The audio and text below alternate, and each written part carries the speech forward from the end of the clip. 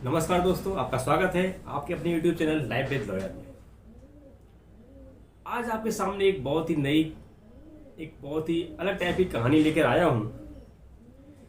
376 के केस किस तरह हमारे जीवन को बर्बाद कर रहे हैं और कानून का किस तरह मजाक बना दिया गया है, ये केस इस बात का एक प्रत्यक्ष उदाहरण है। घटना है हमारे देश के एक राज्य की। एक लड़की एक लड़के से बहुत प्रेम करती है। उनके आपसी बड़े प्रेम मधुर संबंध रहे, कई साल चलता रहा। लड़की नाबालिग है। सामान्य सी बात है, आजकल नाबालिग लड़कियां और नाबालिग लड़के कुछ ज़्यादा ही इन्वॉल्वमेंट है उनका इस प्रेम प्रसंगों में। पर इन प्रेम प्रसंगों का अर्थ और परिणाम हमेशा लड़कों के लिए ही घातक होता है। वो नाबालिग लड़की कानून का फायदा उठाकर उनको साफ साफ निकल जाती है। फंसते हैं लड़के, उनका जीवन हो जाता है बर्बाद। एक छोटा सा आरोप, लाइफ डिस्ट्रॉय। नया कानून आ गया है, लड़का अगर नाबालिग भी है तो अभी उसको बचाव का कोई रास्ता नहीं है उसके पास।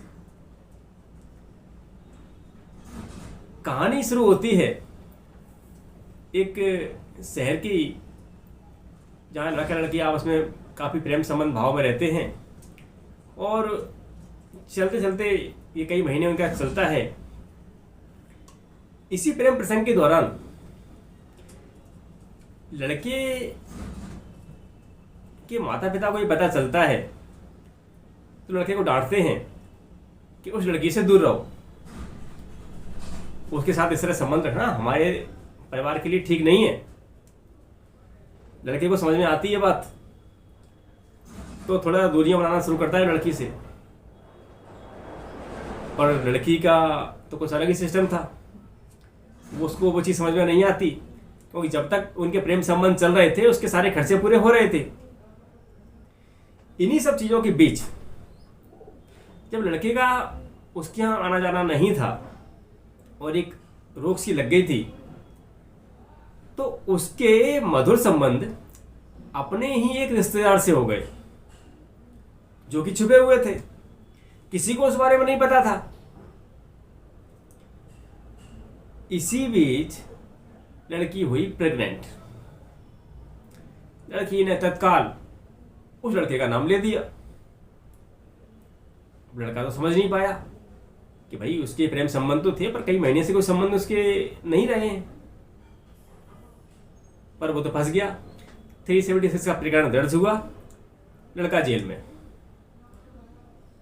कई महीनों की जेल के बाद अब लड़की के घर वालों ने भी, जैसा आजकल चलता है, राजीनामे के लिए माहौल बनाया और लड़के से अच्छे खासे पैसे वसूल कर लिए।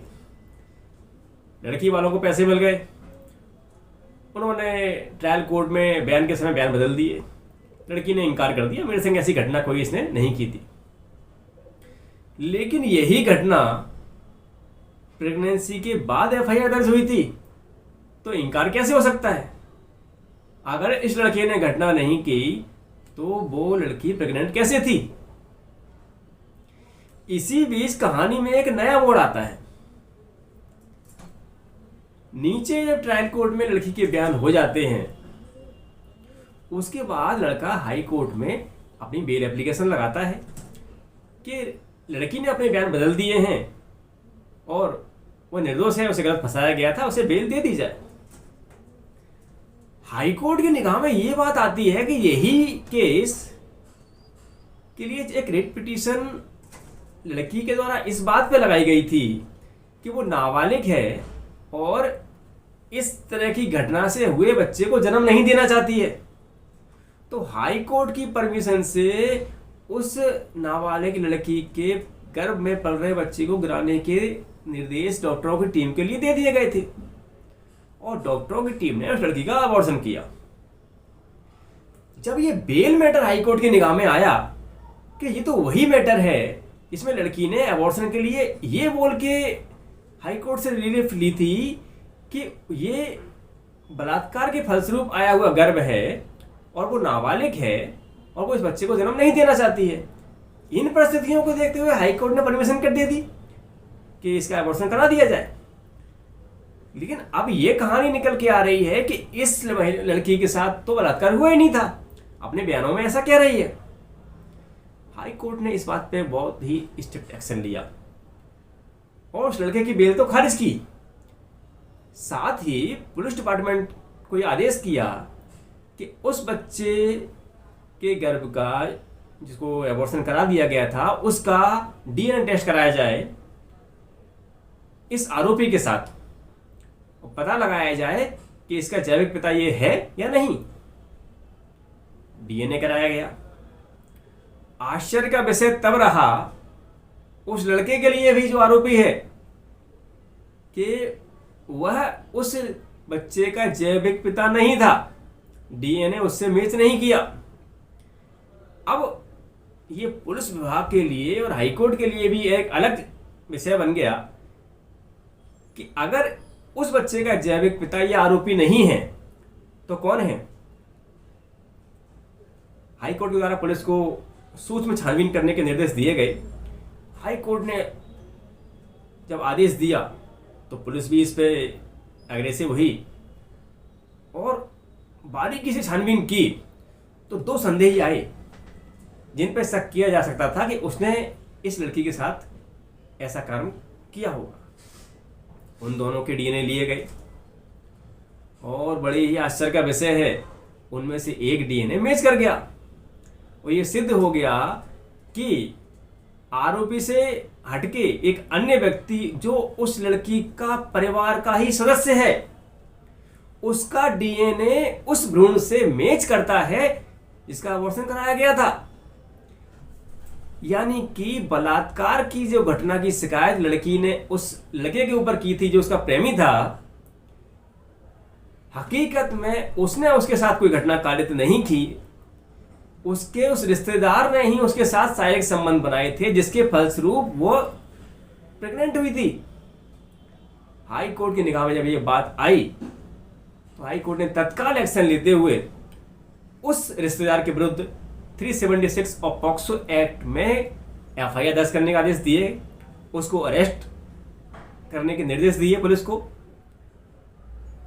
और वर्तमान में अब ट्रायल प्रक्रिया उस नए आरोपी के विरुद्ध जारी हो गई है। यही वो सच्चाई है जिसके लिए मैं कई दिनों से कह रहा हूं, अपने वीडियो के माध्यम से आम जनता को बताने का प्रयास कर रहा हूं। 376 और पॉक्सो एक्ट का दुरुपयोग वर्तमान में जितनी तेजी से हो रहा है ये बहुत ही चिंता का विषय है। प्रेम संबंध है, पॉक्सो एक्ट की कार्रवाई। कोई घटना किसी और ने की तो सबसे सॉफ्ट टारगेट होता है, उसको फंसा दिया गया। ये लड़का इस केस में आरोपी बना, फंस गया, जेल गया, जिंदगी के 2 साल जेल में बर्बाद हो गए उसके। राजीनामा किया, पैसे का लेन देन हुआ, क्योंकि 376 के मेट्रो में ऐसे राजीनामा छुपे हुए रहते हैं, कोर्ट के रिकॉर्ड पे ये चीजें नहीं आती हैं। पर लड़के की पिताजी ने या उसके घर वालों ने या उसने स्वयं ने अपनी जीवन भर की पूंजी उस लड़की को दे दी, वो भी उस अपराध के राजीनामे के लिए जो उसने नहीं किया। ये बात कोई नहीं करेगा। जिस आरोपी ने पैसे दिए वो भी इस बात को स्वीकार नहीं करेगा, क्योंकि किसी तरह के फालतू चक्करों में नहीं फंसना चाहता। वो उसे लगा होगा कि ऐसी घटना उनके बीच आपस में हुई है, अब शिकायत कर दी है, कोई बचाव का रास्ता नहीं है, तो राजीनामा करना ही बेस्ट है। होता भी यही है 99% केसों में। जब 376 का मैटर बनता है तो राजीनामा हो ही जाता है। कोर्ट के बाहर, कोर्ट के अंदर राजीनामा करने की स्थिति नहीं होती ऐसे केसों में। सुप्रीम कोर्ट के ऑर्डर्स के बाद ऐसे केसों में राजीनामा नहीं होता है। बीच में कुछ केसों में ऐसा हुआ था, राजीनामा हो जाया करता था, पर अब नहीं होता है। तो सामान्य तरीका है, बयान बदले जाते हैं पैसे लेके। ये एक बिजनेस बन चुका है। बड़ा ही दुख का विषय है कि हमारे कानून के ज्ञाता इस पर कुछ ध्यान नहीं दे रहे हैं। इस मैटर में अगर हाई कोर्ट मुखर ना हुआ होता, हाई कोर्ट ने अपना ध्यान इस बात पे नहीं दिया होता, तो ये सच्चाई भी सामने नहीं आती। और वो व्यक्ति जिसने इस घटना को अंजाम दिया था, जो कि उसका रिश्तेदार था, आराम से बच गया था। लड़के से पैसे मिल ही गए थे, पूरा परिवार मजे कर रहा था, एबॉर्शन हो चुका था। एक जीव जो संसार में आने वाला था, उसकी हत्या हुई, ऐसा हाई कोर्ट ने अपने आदेश में बताया। हाई कोर्ट से झूठ बोल के एक बच्चे की हत्या करवा दी गई। ये बड़ा ही संगीन विषय है। बने रहिए अपने इस दोस्त के साथ। मैं आपको इस संबंध में नई नई जानकारियां देता रहूंगा और आपको ऐसे केसों में फंसने से बचाने के लिए जो रास्ता होगा वो बताता रहूंगा। आप कभी ऐसे केसों में ना फंसें, ऐसी मेरी ईश्वर से प्रार्थना होगी। और कभी भी फंसे हुए लगे, आपको लगे कोई रास्ता आपको नहीं दिख रहा है, मुझसे बात कीजिएगा। जैसी मदद बनेगी वैसा मैं करने का पूरा प्रयास करूंगा। तब तक के लिए नमस्कार, जय हिंद।